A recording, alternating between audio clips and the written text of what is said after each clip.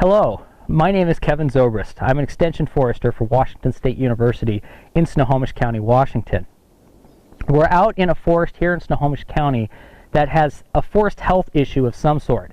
As you can see behind me, we have a number of dead and dying trees in various stages of mortality. You see trees that are already dead, and you also see trees with thinning crowns that indicate that they are weak and dying. Now, I think there are a couple of things going on here. One of the things that we know is an issue in this forest is something called root rot. Now, root rot is a natural part of Pacific Northwest forest ecosystems. And it is a type of fungus that attacks the roots of the trees and causes those tree roots to rot, and can also travel up the stem and ultimately causes the tree to die because it compromises the roots and those trees' ability to take up water and so forth. The way that root rot spreads is from root to root contact. Roots come in contact with other trees around it and they actually graft together under the soil, and that's how the disease can spread to other trees. So you end up sort of like a cancer or a tumor in the forest of this root rot. We call them root rot centers or root rot pockets, and you'll see the mortality and declining trees radiate outwards. Sometimes when you get a really big root rot pocket, it's really well defined. If you look at it from the air, you see this big, almost donut-shaped area of dead trees, and that is a typical root rot pocket or root rot center. And that's what we're seeing here, is we're seeing emanating out from this kind of central area declining trees and mortality. The thing about forest health issues, though, is oftentimes you have more than one disturbance agent working together. So we have the disease agent, the root rot, that has weakened these trees, and we've also had several dry summers, so that combines so that the trees are really, really water stressed. And there are certain insects, in this case we believe Douglas fir bark beetles, are taking advantage of the fact that dead and dying trees here to come in and bore into these trees and cause further damage. Douglas fir beetles don't typically attack healthy live trees. They usually go after recently killed or nearly dead trees. So that's why we think the beetle is working here, is because of the underlying issue of the root rot. Now I want you to take a closer look at this tree that we have right here. What we've observed is these white streams of pitch or sap running out of the tree. It's all over the stem of this tree. Now that pitch or sap is actually a defense mechanism of the tree against bark beetles. So what happens is the bark beetle burrows into the bark, and if a tree is successfully able to defend itself, the bark beetle will hit a duct of this pitchy resin, and that is under pressure, and that will actually push or flush that beetle back out its hole and cover it with all that goopy pitch, and successfully defend itself against the beetle getting under the bark, laying its eggs, and causing damage.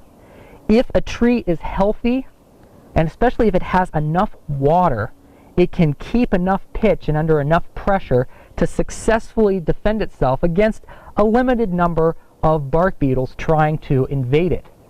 In this case, we see pitch streams, which indicates that the tree is defending itself.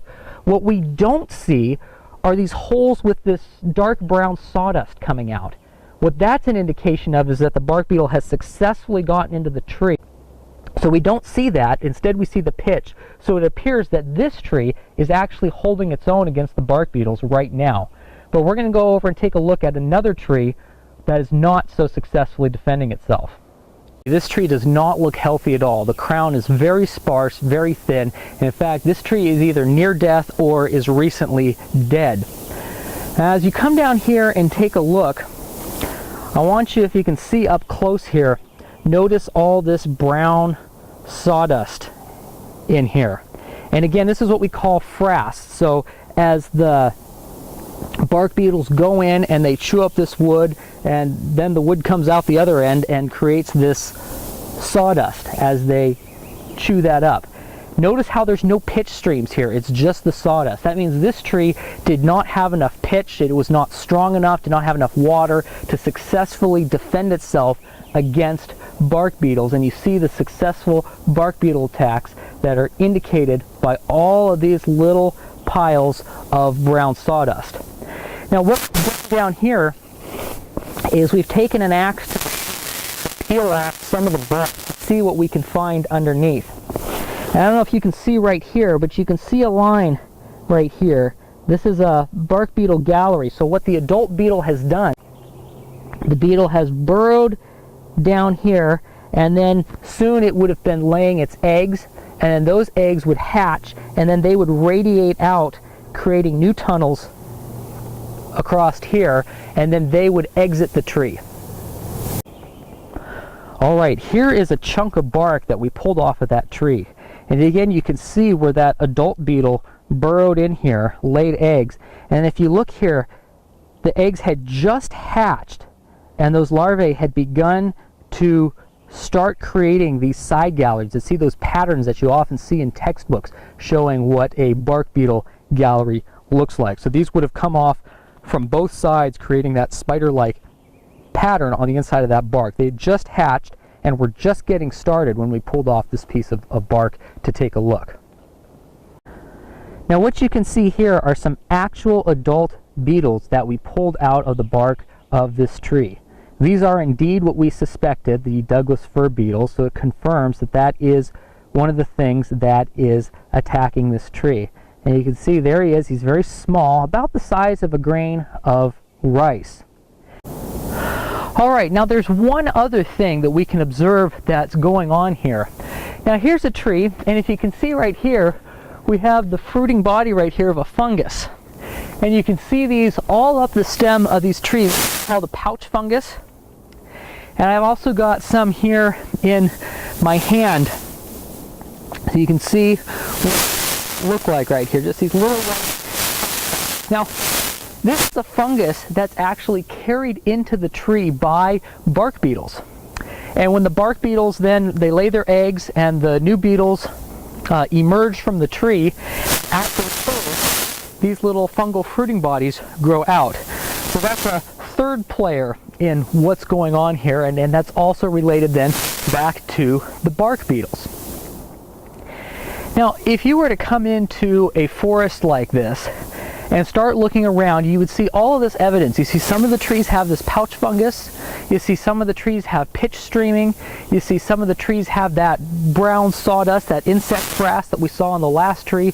And you also see trees that are dead and in various stages of decline and evidence of root rot. So the question becomes then, what is ultimately killing these trees? And you can see the relationship between all of these different things working together. What I believe is the fundamental issue in this area right here is the root rot. We know that the root rot exists here. We know that it's at work, and also the combination of that root rot and the several dry summers that we had, the really droughty periods that we've had, have made these trees weak, have made them stressed, have killed some of these trees. And then that subsequently, I believe, is attracting the bark beetles, which then bring the pouch fungus with them, and so forth.